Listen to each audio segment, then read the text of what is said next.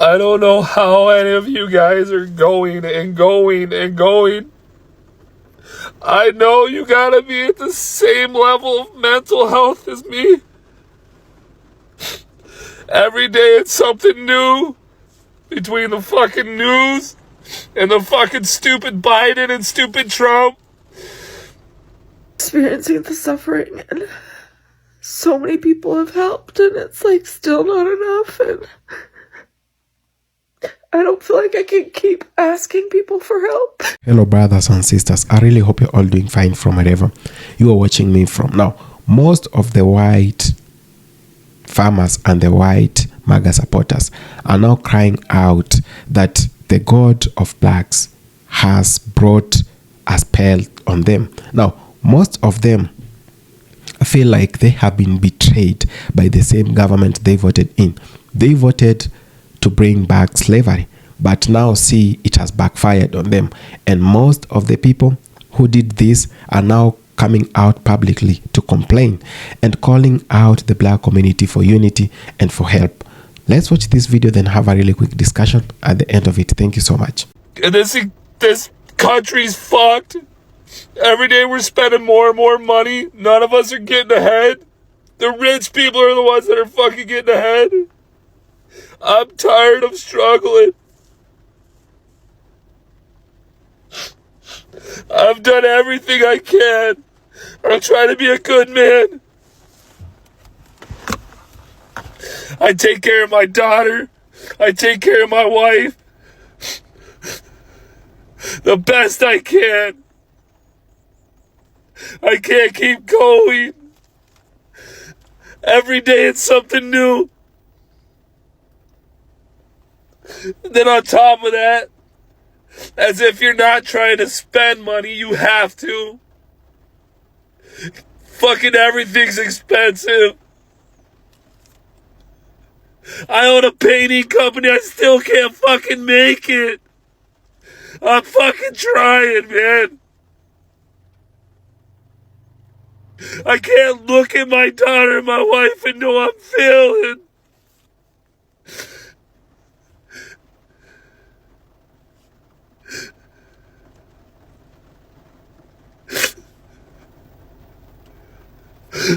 I'm fucking done.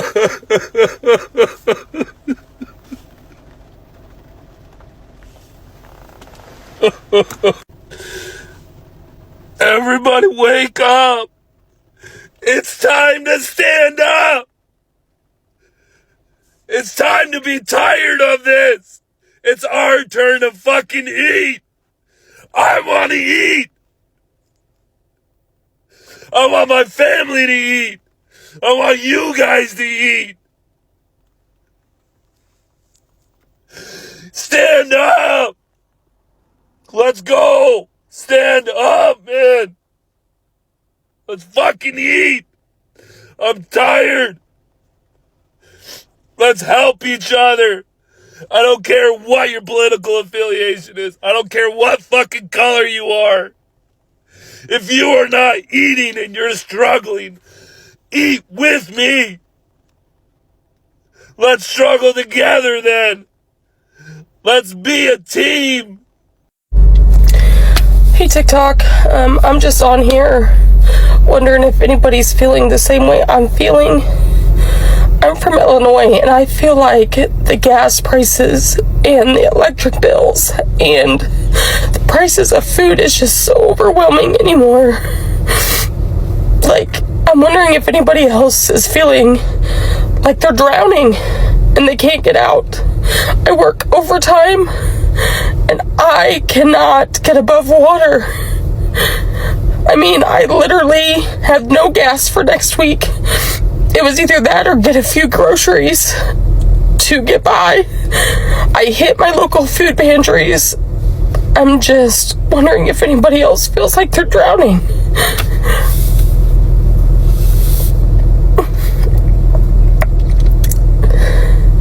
But anyway, I hope everybody has a great day. So American women are on the internet breaking down, screaming and crying because their rights have been taken away by a president who was already in office for 4 years and didn't take anyone's rights away. When Iraq just lowered the age of consent to 8 years old. 8 years old. So this is literally child sex trafficking going on in Iraq right now. Forced marriages. In Afghanistan, the Taliban made it so that women have to be completely covered up. They're not allowed to look at men in public, and they're not allowed to speak or sing in public because their voices are too tempting for men sexually. So whenever we look at all these women up in arms because you don't have the right in every state to murder your baby up to 9 months, or to murder your baby at all, which abortion's legal in every state because of the abortion pills. 75% of all abortions are happening through an abortion pill. It's legal in all 50 states. And you're gonna really tell me that you don't have rights here because you can't murder your baby however you want to, whenever you want to, when there are actual women and girls being subjected to tyranny? Get a grip on reality. Get a grip. I've been unable to stop crying for the past several days. I don't know if it was my son's hospitalization or what's going on. I just feel really, really depressed. I always feel depressed, but sometimes I can't numb myself.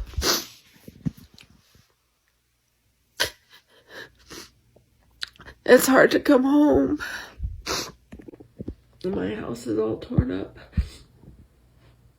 from the mold. There's leaks in it, and I can't afford to fix it.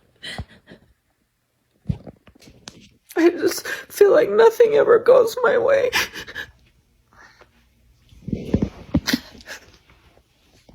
I don't know how to keep pushing. I feel like I get denied help at every corner, every turn. All I want to do is get better, and I need my son in a facility so that I can get better. And I can't get him in a facility no matter what I try. I just don't know what to do anymore. No one has answers for me. No one can help my situation. I can't fix my situation.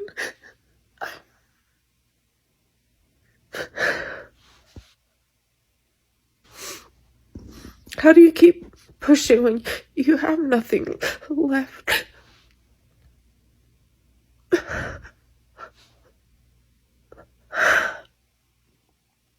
How do I keep being what my sons need me to be when I have nothing left?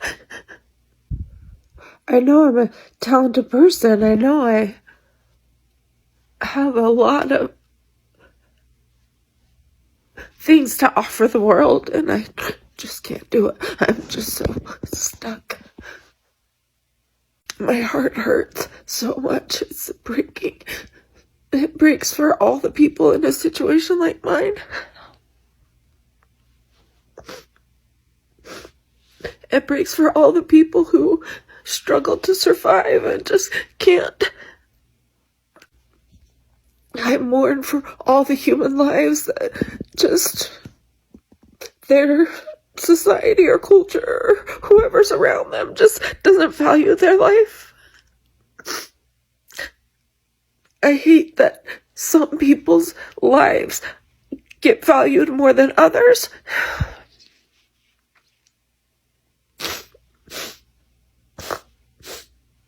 I've always felt really deeply, like, I remember when I was 6 years old, watching a woman talk about a racial issue, and I didn't understand it. I'll have to tell the whole story sometime. It's something I'm not really ready to talk about, my past. And how I grew up. But I just remember hearing what she had to say, and it didn't make any sense to me, and it hurt my soul. Like, I was crying. I can't watch someone in pain and not feel it in every cell of my body. I don't know why I'm that way. I'm extremely sensitive. And I'm the one. Okay, white women.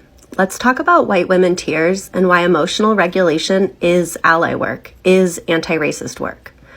So the first thing we need to understand about human behavior is that when someone's witnessing an interaction and they don't know every person in that interaction personally, they rely on stereotypes to understand what's going on. And that's a totally normal and natural thing that humans do. It's how we make sense of the world. But it does become harmful when those stereotypes are harmful. The other thing we need to talk about is called the drama triangle. And this is a framework that was proposed by a psychologist named Stephen Cartman in the 60s, and it's still really applicable today. It talks about the 3 roles that people get cast into in these types of dysfunctional interactions, and it can be really helpful to understand what's going on. So the first role is that of the victim. This is the person who is perceived as having been wronged. The second point of the triangle is the persecutor. It's the person who is perceived as having wronged the victim. And then the third role is the rescuer. It's the person who swoops in to save the victim from the persecutor. And so when we, as white women, are having some sort of public interaction with a Black person, whether that's in person or online, and we begin to cry, regardless of our individual reasons for crying, we'll get to those in a minute, but they don't matter here because it becomes bigger than us. When we begin to cry, we have automatically cast ourselves in the role of the victim, regardless of what our intention was. And if we are the victim, then the person who, quote unquote, made us cry is the persecutor. And it's way too easy to cast Black folk in that role because we have these cultural stereotypes of the angry Black man and the angry Black woman. And so now we have a victim and we have a persecutor, so there's going to be a rescuer that swoops in to save the day. And this is where it becomes dangerous because we give a lot of leeway to these heroes that swoop in to save us from our alleged persecutors. And so this is the work that we have to do, to be able not to cry when someone challenges us, when we're uncomfortable, when we're told no or someone sets a boundary with us, when they use words or phrases or tones that we don't like or make us uncomfortable. And these are the things we have to tackle personally because the reasons that we cry are personal to all of us. A lot of us get really upset when someone says no or sets a boundary because we're not saying no and we're not setting boundaries in the situations that we need to be setting them in our own lives. We get upset when we perceive anger from someone else, regardless of whether they're angry or not, because someone else's anger in our past was dangerous to us, whether emotionally or physically. And we get upset at someone's tone or the words that they use because at some point in our lives, our tone and our words were so policed. And so these are the things that we have to tackle individually in ourselves so that when we're having some sort of public interaction, we don't become so overwhelmed that we begin to cry, because then we get cast into these roles and no meaningful dialogue can happen. And so if you realize that you've done this in the past, it's uncomfortable. You may not have meant to, but it still happened. And there can be guilt and shame that come with that. And those are things we have to learn to sit with too. But when you know better, you do better. And the best apology you can make is to actually change your behavior, to process those emotions so that we don't do this again, so that we really do better. Like, what do you mean in other countries they don't have to spend 20% of their paycheck on groceries? What do you mean in other countries everyone can own homes because they're not paying $2,000 a month in rent or that their mortgages aren't late? Let's be honest. Let's be honest, Sally. The reason why we have to spend as much money as we do is for A couple reasons. One, racism. Two, corporate greed. And three, a lot of YT individuals never see the plot of the movie. That's just what it is at the end of the day. One is corporate greed. This capitalist system that we have generated and created, every single time that we as a people try to realize, hey, we need stronger unions, we need better pay, we need this, we need that, you choose to vote against it. You choose to step aside and allow corporate greed to take everything else. It doesn't matter what the majority of the populace think. Yeah, I don't care about that. Other countries care about their people, care about their livelihoods, their accessibility to being able to have a more leisure lifestyle. Okay? That makes all the sense in the world.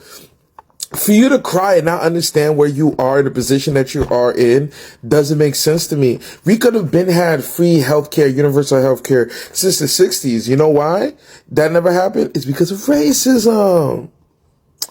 Racism. Anytime that there are things that would make America better, because a certain group does not want black people or people of color to take advantage or use those same things, they rather say no and dig a ditch even further to impoverish their future generations than to instead just do the right thing in the first place. That's just what it is at the end of the day. So there's no reason of crying, boo-hoo, and all this other stuff. Y'all could have easily prevented this. You chose not to. So, congratulations. You play dumb games, you win dumb prizes. Now you have to figure out, how can I pay rent? How can I pay a car note, insurance, and everything else as it consistently keeps going up by 10 to 15%? Because remember this, the average for a one bedroom now is $2,000. That's the average now, depending on where you live. Buying a home, dream. Like, share, comment. Seeing the clip from Jeff Daniels in the newsroom about, tell me what's great about America. Fundamentally, that is why we're here as a country. When I hear Make America Great Again, when?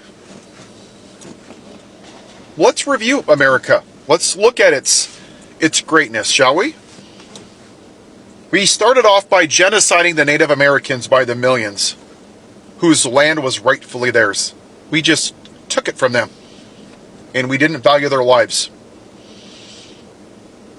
Then we started this country, then we took black people from Africa, because we didn't value their lives. Then we forced them to pick our cotton and raise our kids and build our White House and do all the work that white people were too lazy to do. Wow, starting off really great, isn't it? And then we come up with the Constitution in 1787. And we're still waiting for this greatness, right? So the founding fathers that were racist slave owners that owned black people like cattle, great start, right? They designed the country to benefit 21-year-old land-owning white men, and black people were only worth 60% of a white man. And then women didn't have the right to vote, have credit, no-fault divorce. They were also treated as less than the white man. And we said, yay, we're great, we're America, now we're free. Except for everybody except the white man. And black Americans couldn't drink from the same water fountains, sit on a bus, go to church, and on and on and on. Slavery, Jim Crow, Black Wall Street, and all the time, my demographic, we're great, we're great, we're great.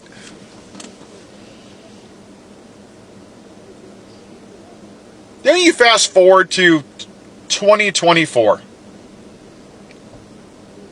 And we finally have the opportunity to do something. To show that we're going to progress as a society. Not just the most qualified black woman, but the most qualified candidate in the history of our country. And this country did what it always does. It fell back on the most uneducated, morally bankrupt, foolish, childish, immature plantation owner that wears diapers and orange makeup.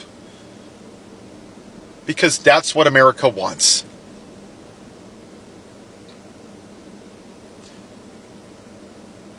We have 11 points. I have watched my third video of YT people crying on this internet because they own Red Note and they've learned how expensive it is to be a racist corporation nation. That is what the U.S. is. And all these people keep saying, one girl just said she got $450,000 worth of student loan debt to become a lawyer.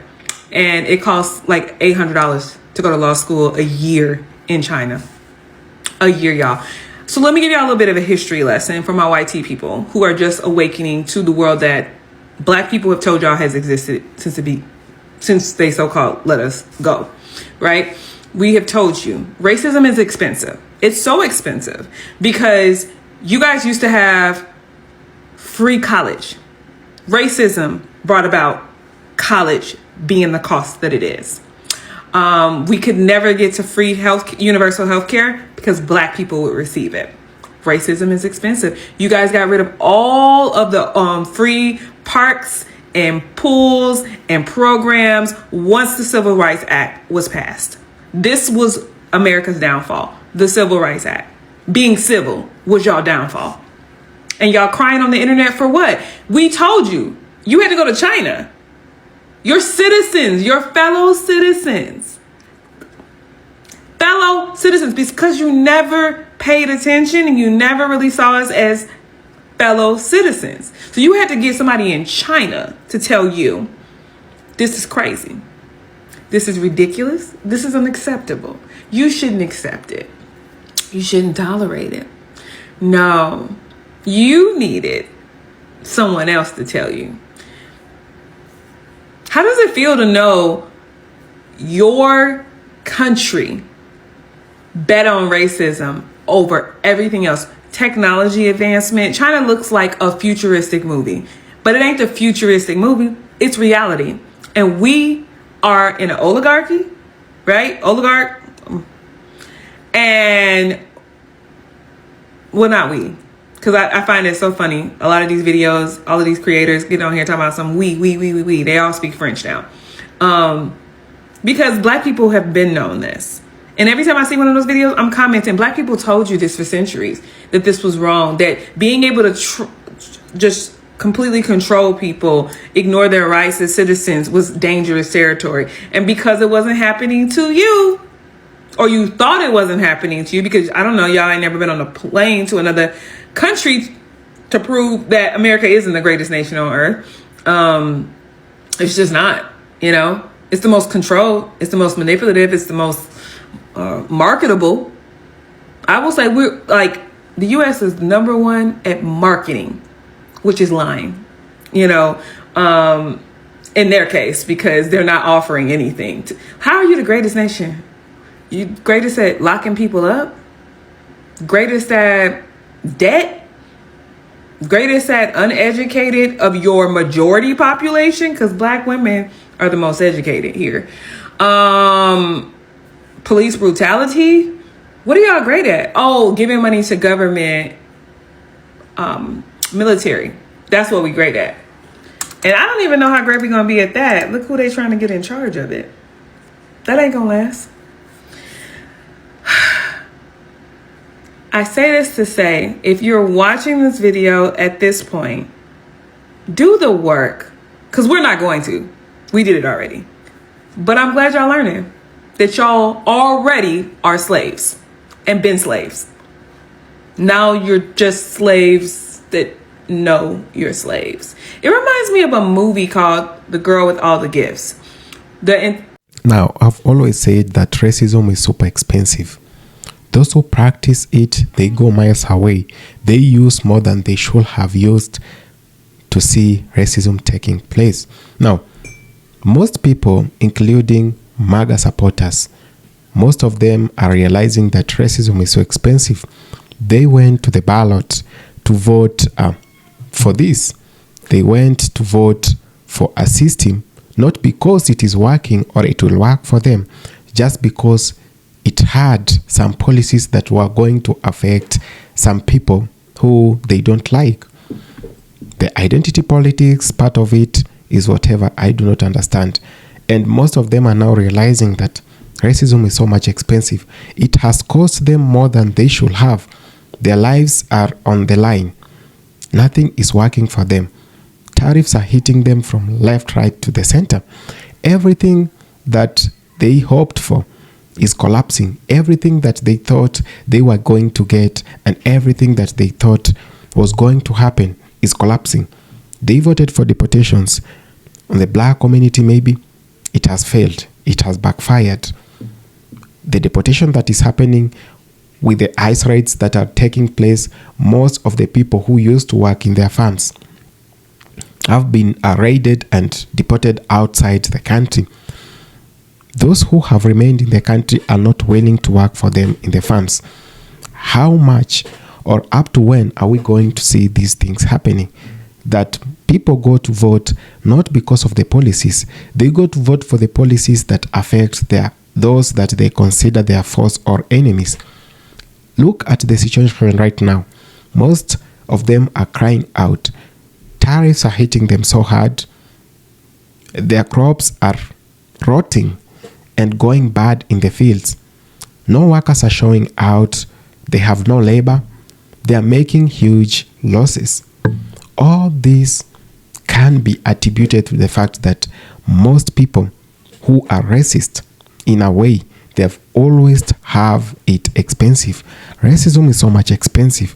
There is much that you need for it to take place and go your way. Now, there is a problem in the white community. There is a problem in the US.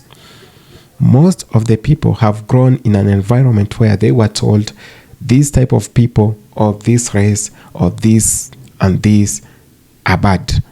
But they were not told the reason. A lot of stories were made up. A lot of stories were fabricated to paint a group of people bad. Now, it is 400 years, 300 years, 100 years, 200 years down the line. The story has never changed. It is the same story. But is it not the time for us to reconsider going back and getting the basis of all this? Why will someone be so bitter to a point that they will fabricate stories to convince the other lot about a group of people? What is it that it is being hidden from you knowing? So it is time, I feel like, we need to come together and we need to foster the unity that we've always been talking about. If we are not very careful, we are losing ourselves. If we continue voting in the same way, we are losing ourselves. Now, look at the rural American farmers who are now complaining. I've seen videos talking about the illiteracy that is going on, that most of them have had a life that is never improving. And when they go to vote, they vote racism, or they vote depending on the identity politics that they have chosen all this while.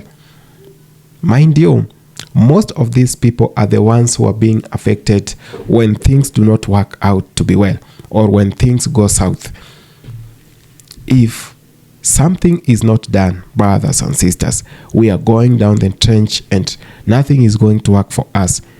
We are the people, and the absolute powers, I've always said, are with the people. If we are not very careful, we are losing ourselves. We are losing it. So this is the time we should come together. Leave alone the identity politics that we've always practiced for this all while, and come together, realize where the problem is, or where it all started raining on us. Where did the rain started beating us? Let's go back to the drawing board and realize that everything that was told is not true. You know, most people expected black suffering. They expected the black community to suffer. They expected the undocumented immigrants to suffer. Then later on, they have met this with strength. The black community is very, very much stronger, and nothing is stopping them from whatever they have been doing. Most of the people I thought the black community would go desperate and show up in the fields and work for them. I've even seen videos where people argue out that in some kind of way people are trying to bring back slavery, but it has backfired because you can't deport black community. You can't deport. These people have been here for the longest. They have worked their way out in this society. They have built this country. They have worked 3 to 4 shifts in a day to make sure that they pay their taxes and their loans too. And these are the sustainabilities of our country's economy. You must be very, very careful when you're voting. You might vote your own down collapse. You might vote your downfall, and you might vote something that is going to haunt you for the longest time. See, most of the black community have been here. They have suffered a lot, and they even have grown or adapted a skin that they are very, very much okay when even situations go very well. When things go so hard, you can always count on the black community to stay stronger, or on the black community to always remain intact. Now, this is not whatever some of the people are used to. Most of the people have had a soft life. They have that soft touch of life because of their skin color. And for this one reason, they are now facing whatever they have never faced before. If you want to bring slavery back, now you must also time travel to bring the slavery. You can't bring slavery in a 21st century where black people have evolved. They are very much, in fact, I do say that it is the black community that brought civilization. And this can be argued out in so many ways, And as much as it might bring controversies, but I know people who invented fire that brought about the civilization that we have today, people who invented the things that we are seeing today. In fact, the black community started eating meat, cooked meat, when no one else was doing that. I'm not here to play the racial cards or whatever, but I'm trying to make sure to bring the point home by saying we don't need to divide ourselves. We don't need to say we are the ones who civilized you or you are the ones who civilized us. If it all works for all of us, if you bring in a system that works for everyone, no one is going to have a problem with that. But when you bring a system to oppress your brothers or your sisters or your enemies or those that you don't agree or concur with, that's the problem. When you try to play identity politics, brothers and sisters, that's when you go wrong. You always need to see things in a bigger screen than your eyes will show you. You always need to have 6 senses to survive. One thing that has always remained constant is the brainwashing. A lot of the people, they were brainwashed, and whenever they go to an election, they go to an election with a mentality of voting for someone who will kick out a certain community or who will make them suffer the most. But in this case, we end up having a bad country. We are having a bad economy just because we made a decision with a lot of emotions. And when these decisions affect us, they affect everyone.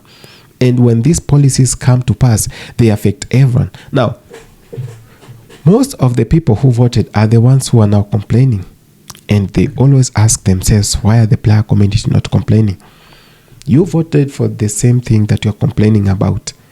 You voted for these errors. And I've always been asking myself, if this is whatever you voted for, why are you always complaining about the same thing? Why can't you just keep quiet and wait for the 4 years to go down and have a fresh election and elect someone who maybe you like or someone who you feel like who will listen to you? Let's not confuse ourselves. We are losing it. And as much as we like doing identity politics, this is whatever has taken us down the trench for a very long time. the black community should unite with the white community to realize their potentials. There is a lot that can be done when people are together, rather than when people are separated or when people exist in divisions. So the division that exists is the division that was caused, or that which was brought about by the same system, you know, to brainwash you, to brainwash your friends, and to brainwash any other person to believe that the politicians or the political class can bring a change or a revolution to your country. This is a wake-up call, and let's all know the expense of bringing back racism into a society. Thank you so much for having taken the time to watch this video. I really appreciate it. If it's your first channel, your first time on this channel, please consider subscribing, sharing, liking, and commenting. Thank you so much. Hey family, so now we have white women shedding tears on social media because they're so devastated that ICE is separating families. White women, we have warned you. We told you this was going to happen before you nominated and elected this idiot as president of the United States. White women, your tears have always been late to the parade. Your tears have always fallen on dry ground, and it moistens nothing. What happened to your tears during slavery, when the slave mother's child was being ripped from her arms and sold on plantations? Where were your white tears when the family was being separated, when the black man was being lynched? Where were your white tears with Emmett Till? No, you were so busy lying, saying that the man whistled at you or the black boy touched you or raped you, and we knew you were lying all along. White women, your tears don't moisten anything but your face. Stop crying and do something about it. Get out of your house, right? And put your feet to the plow and help make some legislation. Get out there and raise holy hell in Washington and let these people know that you will not tolerate it. You sitting back crying has never changed anything. But we black people, we black women particularly, we have told you this over time. You all have entrusted us over time with raising your children, breastfeeding your children, nurturing your families, cleaning your homes, cooking your food, appropriating our culture, wanting our lips, our butts, our hips, our men. And yet and still all you can do is shed a tear?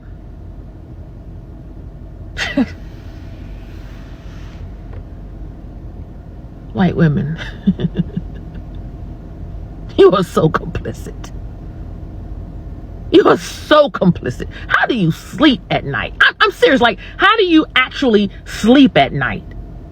Now, if you're a true ally and you have done the work, I mean done the work, not sitting there crying. Shut the fuck up. Grow up. Make a difference. Be the fucking change. You know your white men, you can't trust them with nothing. Be the change. And stop these damn tears.